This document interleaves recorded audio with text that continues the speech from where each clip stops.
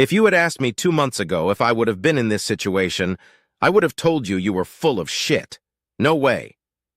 How would I suspect my wife Jennifer of cheating on me? Before this evening is over, she gets the biggest surprise of her life when I hand her copies of the divorce papers, which will be officially handed to her at work on Monday.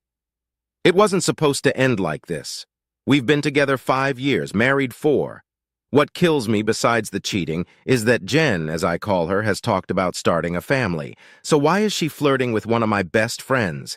Maybe all the attention she's gotten the last couple years has gone to her head. Jen is the proverbial ugly duckling who's now a swan. Hi, she's not really an ugly duckling, she was never ugly, but you probably get the point. By the way, my name is Ronald. My friends call me Ron. I'm a bit of a nerd, but I played soccer in high school. He's a freshman, but I played all 4 years and spent enough time on the field to earn an honorable mention from the university and the respect of my teammates. My classmates in high school recognized me as the most likely to succeed. I had several girlfriends in high school and college, some of whom ended up with me, and some of whom I broke up with on my own. I met Jen when we were both graduate students at Northwestern University's night school MBA program, the Kellogg School of Management. I was working full-time in the IT department of a downtown bank and taking classes in the evenings. Jen worked at Boeing headquarters in Chicago. An MBA degree would help our careers in many ways. To make a long story short, I noticed a young lady in one of my finance classes. At the time we met, and while we were dating, Jen was overweight, probably 15 or 18 pounds. She wore glasses and was not what you would call fancy dressed. Jen came from a small town in the Midwest with a population of less than 1,000 people, then went to a state college not known for its style or sophistication, so fashion didn't matter until recently.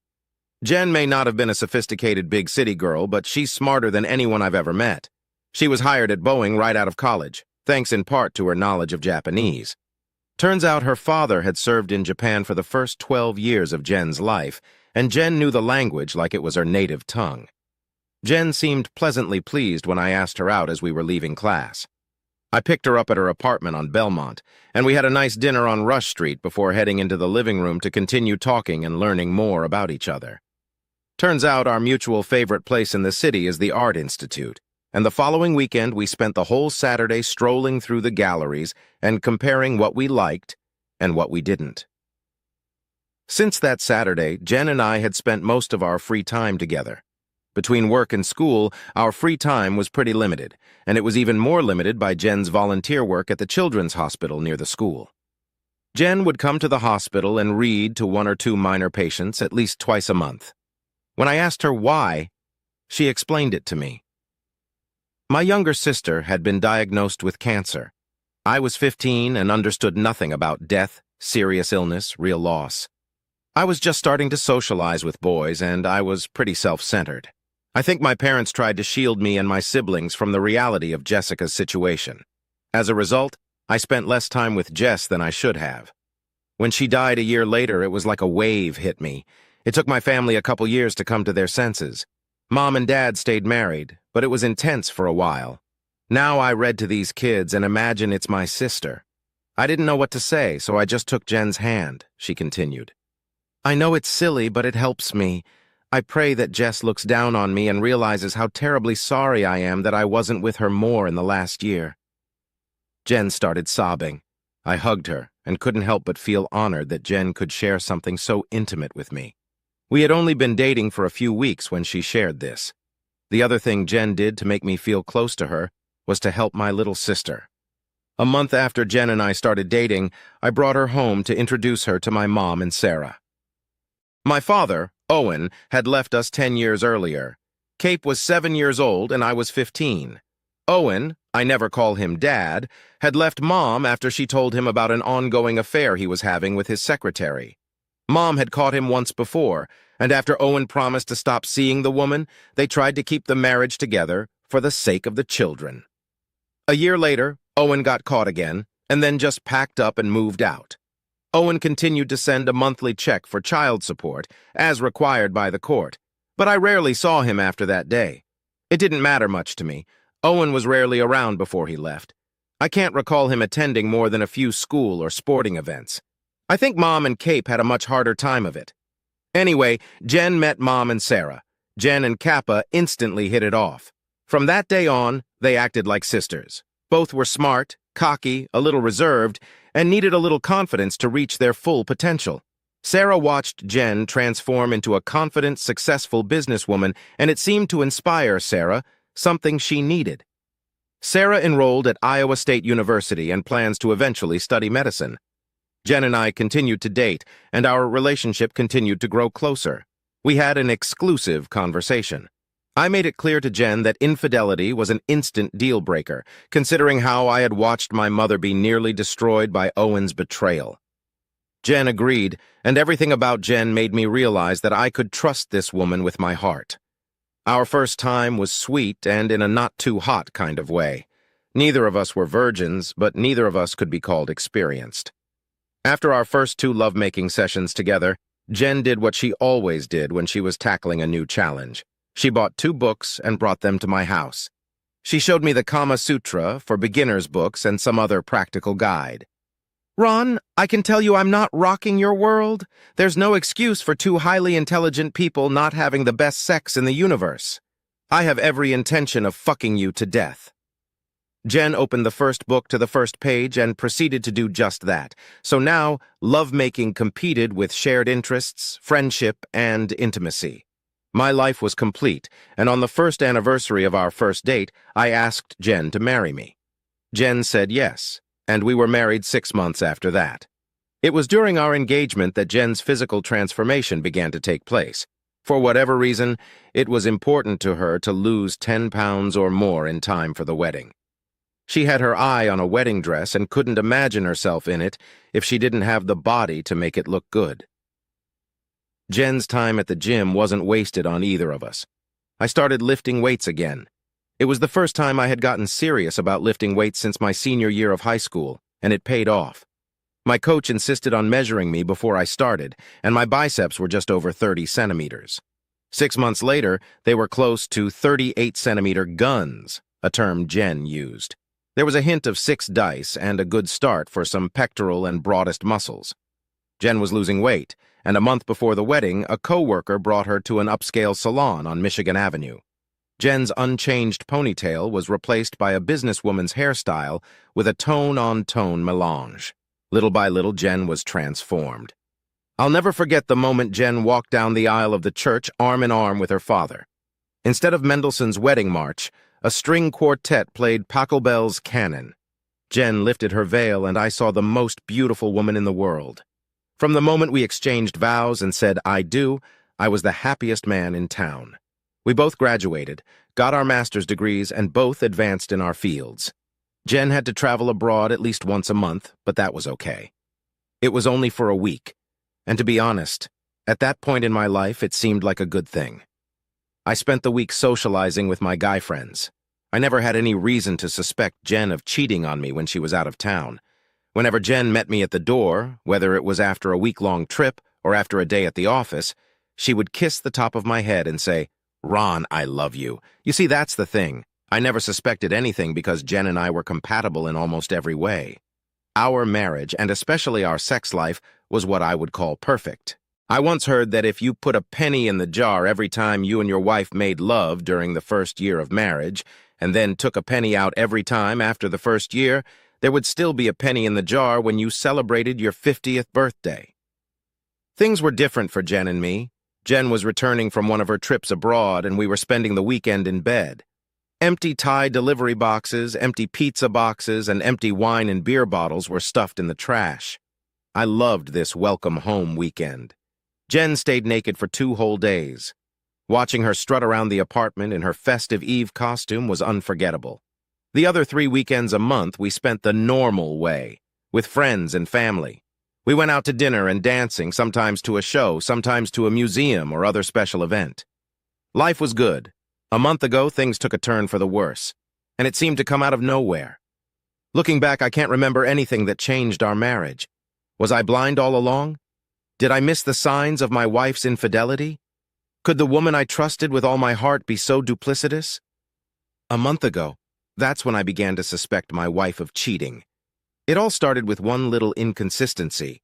just like you might hear in any tavern where a guy is getting drunk when he says to the bartender, "Well, it started like this. It was the day I got a bonus at work for completing a project to install a new server system at the bank. The system had gone live 2 months before. We had been collectively holding our breath for a month, but everything was going according to plan. No Murphy's Law glitches to bite us in the ass. Senior management was thrilled. It would save the bank millions, and they decided to reward me and my staff with a nice bonus. It was a surprise, and I wanted to share the news with Jen. It was one of those lovely spring days, and I decided to take a couple hours off, stop by her house to take her out to lunch. I was practically floating on air. Half a block from the house, I saw Jen walk out the front door, accompanied by my good friend and college roommate, Carl Morris. They immediately got into a cab, and I rushed to catch them. I tried calling Jen on her cell phone, but she switched to voicemail. Since their houses were close by, it didn't seem unusual, but why wasn't she answering her cell phone? I tried her cell phone 20 minutes later, and it went to voicemail again. I went back to my office trying to make sense of it all, but as soon as I entered the bank lobby to use the ATM, all hell broke loose. If you can believe it, 2 idiots tried to rob the bank. I mean, with some off-the-shelf software and a decent computer printer, you can forge tellers' checks and steal thousands of dollars, but these 2 idiots walk into a bank that has an alarm system, armed guards and cameras, wave guns around and act like John Dillinger. And even though they walk out the door with a bag of money, when they open the bag, a bag of indelible paint explodes, covering the money and the thieves. These 2 didn't even make it out the door. The Chicago detective was cashing a check at the time, and his partner was sitting in their car outside waiting for him. Between the 2 police officers and the bank security guard, both bank robbers were shot and killed as they exited the building. I was right there during the whole shooting. Who knew the gunshots were so loud? My ears were still ringing 3 hours later. Anyway, I had to spend some time with the 2 detectives, testifying about what I had seen. By the time I was done with the police, I was exhausted and in need of a drink.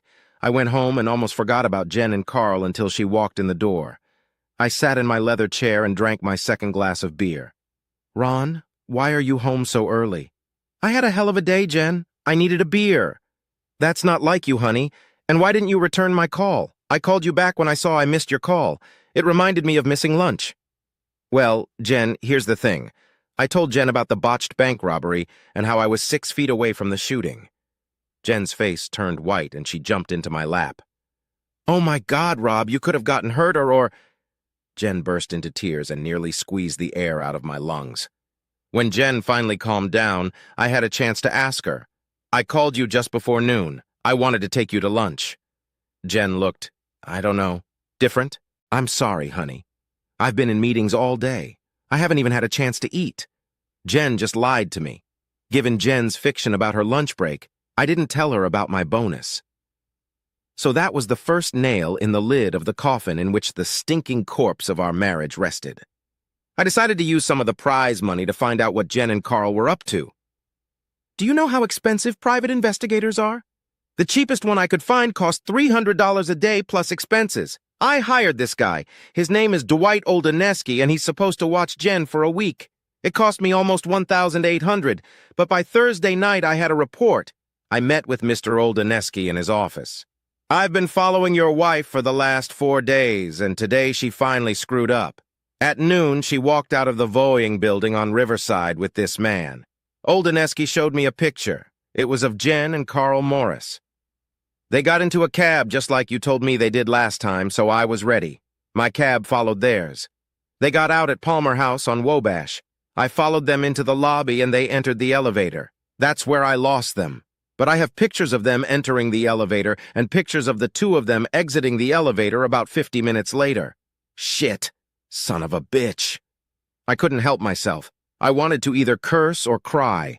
I'll print out my report, attach pictures, and send it to you by Monday of next week. Should I send it to your office? Would you like me to keep following your wife? No, I'm fine. That's enough. The deposit you gave me covered the bill. I'll send you a receipt with the report. Yes, thank you. I walked out of Oldaneski's office like I was on death row. Never in my life would I have suspected Jen of cheating on me, and with one of my best friends. The problem now was how to act normal until I knew what to do next. All week I had been trying to make lists of what to do if my worst fears were confirmed. I went home. Jen met me at the door as usual. I pretended I had a terrible headache and went to bed without dinner. I was in bed, just lying there with my eyes closed when Jen walked into the room. "Rob, are you okay? Can I get you anything?" "No. I just want to lie here with the lights off. The lights are making it worse." Jen hopped off the bed and turned off the light. "How about a cold washcloth on your head? Mom used to do that for me when I had a headache."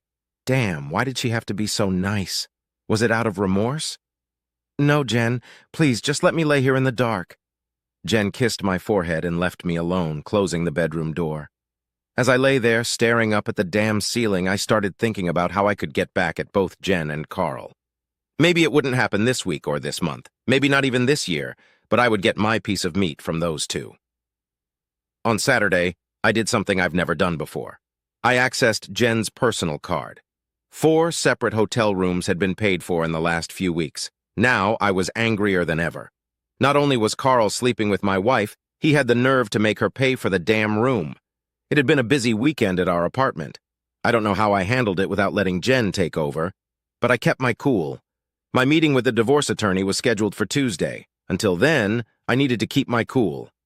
What made it worse was Jen's attitude. All weekend, all she did was ask, "Ron, can I get you something? Do you still have a headache? Is there anything I can do to make you feel better?" Finally, Sunday night at dinner, she gave me some news. "Ron, you'll be 30 years old in 2 weeks. I made dinner reservations and a room for Saturday night. On your birthday, you will wake up next to my naked body and room service. That's it. That's how I was going to take the first stab at reclaiming my manhood. This is wonderful, Jen. I can't imagine a nicer way to spend my birthday." I kissed her. She won't see it. On Tuesday, I went to see a divorce lawyer. It would be a straight split in half, so the paperwork was simple, but it still cost a few thousand, another big part of my bonus. I kept my cool for the next 2 weeks. It was hard, and it got even harder given Jen's loving attitude. The day after my meeting with the lawyer was strange. Jen came out of the bathroom in the morning and she was completely dizzy. She gave me a killer kiss and scurried around the bedroom getting dressed. I paid special attention to her outfit, thinking her good mood was due to the fact that she was planning to meet Carl for one of their special lunches. I called her office phone at 12:30, and Jen answered the phone. "Ron, I was just thinking about you. How's your day going?" I mumbled something in response. I was so sure she wouldn't be there that it confused me. We eventually agreed to meet for dinner after work, and so it went on until the following Saturday night. Jen told me to pack light. I put on my suit and packed one casual outfit. Jen didn't realize that copies of the divorce papers were in my suitcase. Here's my plan. Tonight we'll have dinner. After dinner, I'll bring her back to the room. I'll beat the crap out of her, and as soon as she's ready to settle down and curl up to sleep, I'll pull the papers out of my suitcase and give them to her. I'll leave this room and her behind and start a new life. Someday later, after she feels the pain, I'll ask Jen why, and hopefully get an answer. Jen hasn't told me where we're staying for the night. That's a surprise. She said it like we had a great night planned. She didn't realize it. She called a cab. It picked us up and we drove downtown and stopped right in front of the fucking Palmer House. What a nerve that bitch had. Drove me to the same goddamn hotel where she's sleeping with my friend. I almost didn't get out of the goddamn cab. We walked into the lobby and she checked in. The bellboy took our bags. He took them into our room, and Jen and I headed straight to the restaurant. I felt dizzy, and Jen led me to the elevator to the second floor. I didn't realize there was a restaurant on this floor. My blood pressure spiked. How the hell was I going to keep my cool for the next few hours during dinner and sex until I handed Jen the divorce papers? I really loved this woman. Why was this happening? We walked down the hallway, then 2 double doors opened to my right. Surprise! What the hell? As if in slow motion, I looked at the people in front of me. Jen took my hand and led me into the room. The people seem familiar, but what are Mom and Sarah doing here?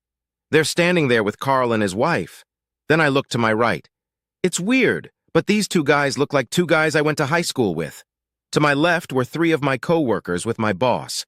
When about 30 people in the room started singing Happy Birthday, my brain caught my eyes. This is my birthday party. Jen was standing next to me, her arm wrapped around mine. Happy 30th birthday, love. She tilted my head up for a kiss, and everyone started clapping. It had been a great night. I met up with a few old friends I hadn't seen in years. I saw my coworkers and boss in a different light. It was nice to share this special day with my family and other good friends. Carl and his wife Yvonne came up to me and he said, Jen didn't think we could fool you. We've been planning this for months and thought for sure you'd figure it out, Yvonne added. Would have seen Jen's face when you kept calling her during our first meeting with the catering manager. She almost panicked. Jen and Carl got off the elevator, and the caterer and I were waiting, and Jen was like, What am I going to do? What am I going to do? I don't think she's ever lied to you before. Yvonne, still laughing, walked over to where Jen was standing, talking to my mother. Carl looked at his wife standing next to Jen. How did we get so lucky, Ron? I mean, look at us. 2 working-class kids. We have great jobs and, most importantly, wives who love and support us. I don't think there could be anything better than that. The longer the evening went on, the more ashamed I became of myself for doubting my wife's fidelity. About 2 hours after the party started, I opened postcards from the guests. Most of the cards contained gimmicks, such as a dollar bill. I opened the last card. It was just a black and white picture of 2 people kissing on the front. Inside it simply said, I love you, and signed Jen, but there was a sticker glued to the left side. I held my gaze for a second. I had never seen anything like that before. On the end of the wand was a plus sign. And then it hit me. I looked at Jen, and there was anticipation on her face. That's when I realized I was the luckiest person in this big city. I picked Jen up in my arms and spun her around. I'm going to be a father, I told the crowd. There was cheering. It was crazy. Jen looked at me. If I'm anything like my mother, I'll probably gain a little weight with the baby. I'll probably look the same as I did 5 years ago. You mean like when I fell in love with you and asked you to marry me? Jen smiled. Yeah, just like that. An hour later, when we went up to our room, I was fairly sober. Jen went to the bathroom and I apologized. I'm getting ice, Jen. I pulled the divorce papers out of my suitcase and tossed them into the trash can in the hallway, tearing them into 1,000 pieces. Some secrets you're better off taking to your grave. This one will be mine. Well, I know there are guys who, for whatever reason, can never trust a woman. You're thinking, what a naive bore. His wife cheated, and he didn't have the baby. Turns out I had a chance to review the final party bill and these 4 expenses, all listed as various deposits for the event. And the boy Jen gave birth to just 8 months later, as my Sicilian grandmother used to say, she spit him out. Yes, Ron Jr. is my boy. I've learned a few valuable lessons. First, some women are worth trusting. They've just been raised right. And second, don't let the situation escalate. You got a problem? Discuss it. And third, you get what you pay for. Hiring the cheapest private investigator almost cost me my marriage. I finally took a closer look at the fuzzy picture of Jen and Carl coming out of the elevator that my private investigator took. Right there, to Carl's left, half hidden by a tall guy, stands Yvonne. Son of a bitch. Learning those lessons cost half my bonus, but ultimately not as much as it might have if I had handed Jen those damn divorce papers that day.